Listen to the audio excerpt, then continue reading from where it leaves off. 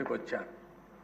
ఆ తర్వాత దిశ central water commission ఎవరైతే ఐఐటి హైదరాబాద్ను పంపించి చూడమంటే వాళ్ళు చూసిన తర్వాత మొత్తం డయాఫామ్ వాల్ దెబ్బతిని చెప్పే పరిస్థితికి వచ్చారు.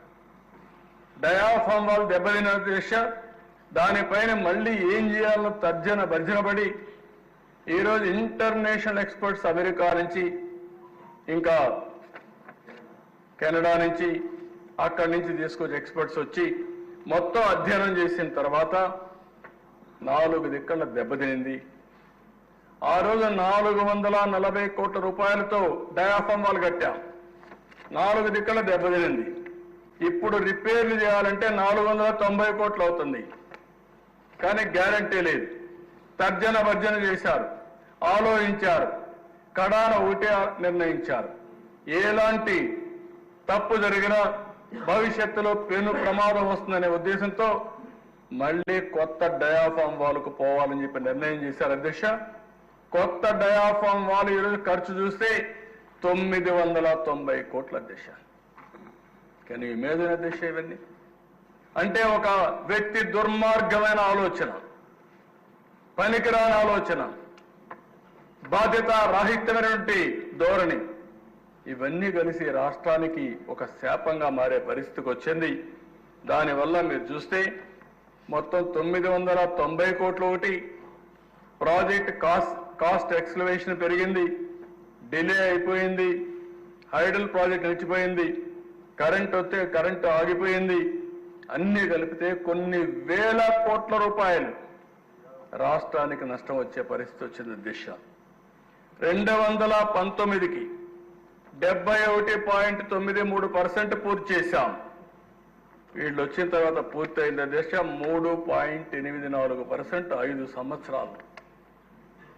అంటే ఎంత నిర్లక్ష్య దిశ ఇది. ఒక మంత్రి అంటాడు, ఇదే హౌస్లో మేము చూసాం,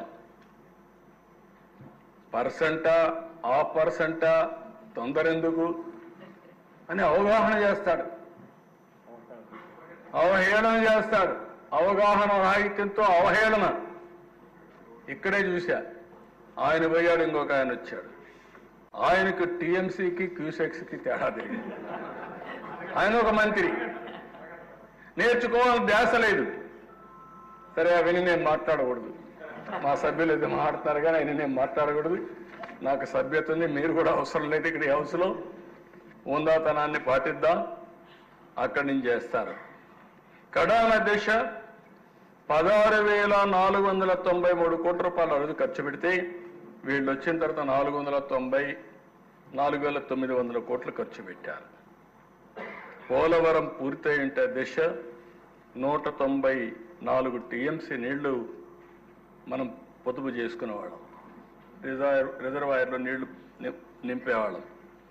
దీనివల్ల దిశ ఫ్లడ్ వాటర్ కూడా మనకి ఎక్కువ ఫ్లడ్ వాటర్ని డైవర్ట్ చేసుకునేవాళ్ళం.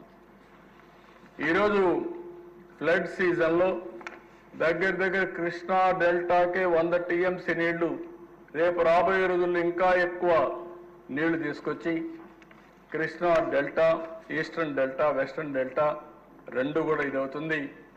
ఇంకో పక్కన ఏదైతే నాగార్జున రైట్ మెయిన్ కెనాల్ వరకు తీసుకుపోతే అక్కడ 150 టీఎంసీ నీళ్లు వాడుకునే పరిస్థితి వస్తుంది. రాయలసీమకు తీసుకుపోతే ఇంకా అన్ని రిజర్వాయర్లో నీళ్లు పెట్టుకునే పరిస్థితి వస్తుంది దిశ. ఆ విషయాలు నేను వస్తాను.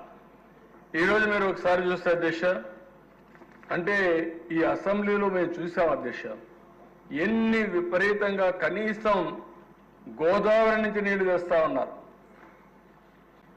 గోదావరి నుంచి పైన నీళ్లు వచ్చి శ్రీశైలంలో వేసేసి ఆ నీళ్లు తీసుకొచ్చి రాయలసీమను సస్యశ్యామలం చేస్తానంటే నేను ఎగతాళి కూడా చేశాను అనుకుంటాను. ఆ రోజు అసెంబ్లీకి కూడా నీళ్లు వచ్చాయి, కైలాసం వరదలు వచ్చేసాయని ఆ రోజు చెప్పాను అధ్యక్ష. అవగాహన లేకపోతే నేర్చుకోండి అంటే అవహేళన చేశారు నన్ను. ఇదే సీట్లో కూర్చొని చెప్పాను, తెలుగు గంగకు 5 టీఎంసీ నీళ్లు ఇవ్వాలి.